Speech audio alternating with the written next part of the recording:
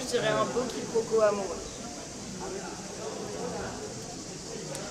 Une comédie rebondissante et rafraîchissante. Voilà les réunions que j'aime. J'obtiens bien rarement le bonheur de vous voir ainsi.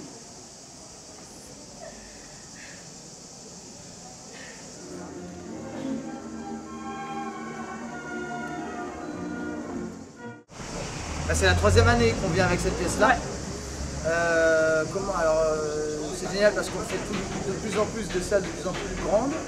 Là, on a commencé dans un tout petit théâtre il y a 3 ans. Et de plus en plus, voilà, on grimpe les échelons. Donc là, la vraie appréhension, elle était pour la première année. Alors je parle surtout pour Alexandra et moi parce qu'on faisait partie de la première équipe à venir il y a 3 ans. Il y a 2 ans, Il y a 2 ans, oui. Donc l'appréhension était vraiment là. Ouais, est-ce que le texte va plaire? Est-ce que le concept en costume peut plaire? Est-ce qu'il y a le public pour ça? Charmé sous le masque, que sera-ce lorsqu'il vous connaîtra? Oh! Ce pauvre monsieur de Saint-Albe va se désespérer de nouveau. Saint-Albe a tort, je l'aime. Mais par-dessus tout, j'aime à rire. Oui, non, enfin moi c'est mon 2e Avignon, j'en avais fait un précédemment en 2023 avec Olivia ici présente, aussi dans une version classique, un classique de Goldoni. Et là j'ai rejoint la troupe cette année et c'est une grande première pour moi de jouer à l'extérieur et je trouve ça vraiment super chouette. Là ça rapproche avec les spectateurs et c'est vraiment top de voir les gens en face de nous, enfin, j'aime beaucoup.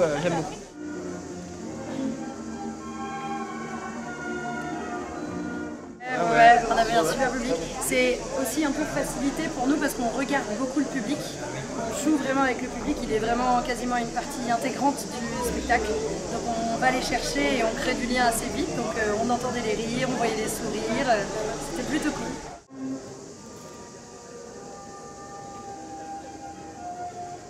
Et bien alors, moi pour commencer, quand je joue 2 rôles, le challenge c'était d'avoir vraiment 2 personnalités bien différentes sur chacun des rôles. Les personnalités sont vraiment totalement à l'opposé. C'était un petit challenge, mais il est réussi. Bien sûr. Très cher. C'est le fait que vraiment au début elle est un peu triste, elle va tomber amoureuse, disons-le clairement, c'est ça, et en même temps elle va se jouer un petit peu des personnages masculins aussi, donc c'est de jongler un peu entre tous ces sentiments-là. Moi, vu qu'on est parti sur les challenges, c'est plus le fait, moi j'ai mis en scène, donc c'était d'avoir vraiment le côté Madame de Mareuil qui encadre un peu l'intrigue et qui met en place l'intrigue au début et de mettre en scène en même temps tous les personnages dont moi-même. C'était ça le plus challengeant avec une Madame de Mareuil très coquette, ultra dans l'énergie et qui lance les premières scènes, que les gens comprennent bien tout parce qu'il y a beaucoup de noms, il y a beaucoup d'intrigues et de quiproquos. Voilà. C'est ça le challenge.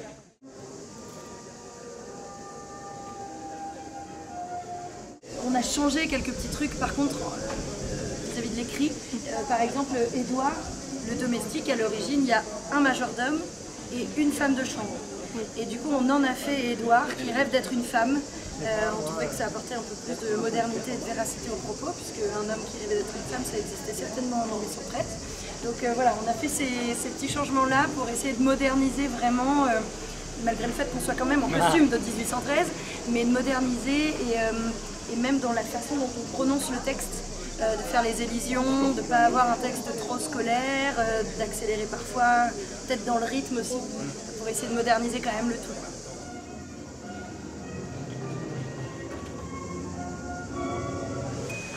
Alors moi j'en ai une que je dis tout le temps, pour moi c'est une colonie de vacances. Et pour les spectateurs, c'est de l'effervescence, la possibilité de voir tout le temps plein de spectacles et de pièces très différentes, du théâtre, du stand, des magiciens, la vie. Oui, tout est en ébullition à Avignon, après tout. Voilà. Petite rime. Eh oui, Mais on aime ce voilà, Versailles. pour résumer.